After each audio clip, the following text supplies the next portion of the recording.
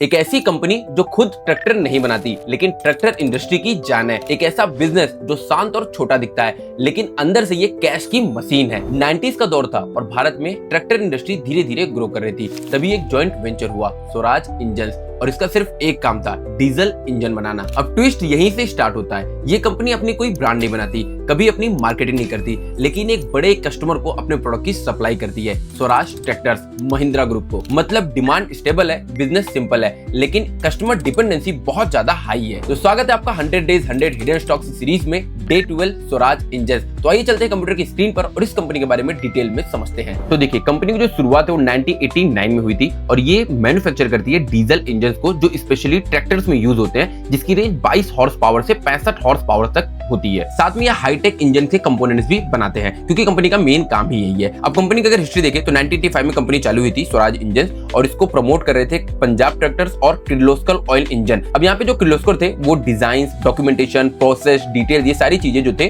वो स्वराज इंजन को प्रोवाइड करते थे। अब यहाँ पर पंजाब ट्रैक्टर्स को महिंद्रा एंड महिंद्रा ने एक्वायर कर लिया, मेजरली स्टेक इसमें लेकर के, और 2007 में ये उसके साथ में मर्ज हो गए। अब कंपनी के यहाँ पे रेवेन्यू देखें तो 97% रेवेन्यू ये अपने जो इंजन है उसको बेच करके जनरेट करते हैं। साथ में जो स्पेयर पार्ट्स है, जो कंपोनेंट्स है, वहां से ये 3% रेवेन्यू जनरेट करते हैं। अब इनका सेल्स वॉल्यूम देखें तो FY24 में कंपनी ने 1,38,761 यूनिट जो थे वो सेल किया था, और FY23 में इन्होंने 1,37,005 यूनिट सेल किया। मतलब धीरे धीरे कंपनी की जो सेल्स है वो बढ़ रही है, और FY22 में इन्होंने 1,16,000 यूनिट ही सेल किया था। तो कंपेयर करें FY22 FY24 को, तो इन्होंने लगभग 12-13,000 यूनिट जो थे वो ज्यादा सेल किए थे। कंपनी की मैन्युफैक्चरिंग फैसिलिटी देखें तो इनकी एक मैन्युफैक्चरिंग फैसिलिटी है पंजाब में। कंपनी अपनी कैपेसिटी को एक्सपांड भी कर रही है। ये 1.5 लाख से 1,95,000 इंजन पर ईयर जाना चाहते हैं, जिसके लिए कंटिन्यू अपने एक्सपांशन प्लान पर काम कर रहे हैं। अब इनका क्लाइंट देखें तो वो एक ही क्लाइंट है, महिंद्रा एंड महिंद्रा, जो कि स्वराज ट्रैक्टर्स बनाते हैं 22 हॉर्स पावर से लेकर के 65 हॉर्स पावर तक। कंपनी लगातार नई नई टेक्नोलॉजीज का अब्जॉर्प्शन भी कर रही है। ये लगातार ट्रैक्टर्स में अच्छी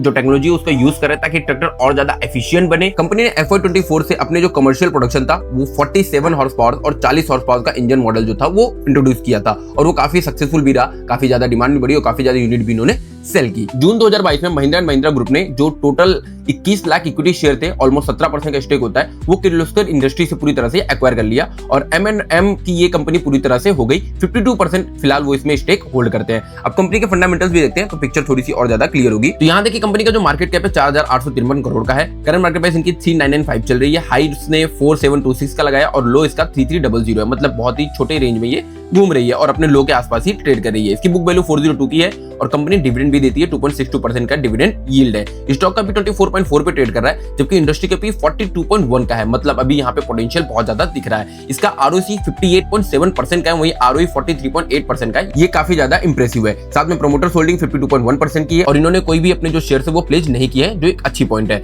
यहाँ EBITDA इसका 16.3 का है, और कंपनी के ऊपर डेट 0.6 करोड़ का है। मतलब यहाँ डेट टू इक्विटी 0.00 दिख रहा है। मतलब कंपनी के ऊपर डेट ना के बराबर है। इसको हम लोग डेट फ्री कह सकते हैं। इसका OPM मार्जिन 13.6% का है। मतलब 100 रुपए के रेवेन्यू में 13.6 रुपीज इनका प्रॉफिट है। प्रॉफिट ग्रोथ 20.4% की है, और सेल्स ग्रोथ 19.3% की, जो काफी ज्यादा इंप्रेसिव। हम देख भी रहे हैं कि FY22 से लगातार कंपनी जो है अपने इंजन पे काम कर रही है, नई नई टेक्नोलॉजी अडॉप्ट कर रही है, और अपनी सेल्स को लगातार इंक्रीज कर रही है। तो इसका रेवेन्यू में भी इसमें फर्क देखने को मिलेगा। इसका जो प्राइस टू अर्निंग है 24.4 का है, जो काफी ज्यादा अच्छा है। इसके कॉन्स के बारे में देख लेते हैं। तो कंपनी का एक ही कॉन है, जो स्टॉक है वो अपनी बुक वैल्यू से 9.93 टाइम्स पर ट्रेड कर रहा है। जबकि यहाँ पे हम लोग प्रोस के बारे में देखें तो कंपनी लगातार डेट को रिड्यूस कर रही है, डेट फ्री है, और लास्ट 3 इयर्स में इसका ROE का रिकॉर्ड बहुत अच्छा रहा, 41.6% का, और अच्छा डिविडेंड, हेल्दी डिविडेंड भी पे आउट ये मतलब मेंटेन करके रखी है। इनका शेयर होल्डिंग पैटर्न देख लेते हैं। तो यहाँ देखेंगे जून 22 के बाद प्रमोटर जो है 52.12% का स्टेक बना के रखे। 52.11 हुआ, 0.01% इन्होंने सेल किया, और यहाँ पे FIs लगातार थोड़े थोड़े अपने स्टेक हर क्वार्टर में बेच रहे हैं। इस समय 2.82% होल्ड करके रखे हैं। वहीं DI ने 9.74 से 9.09% कर ली है,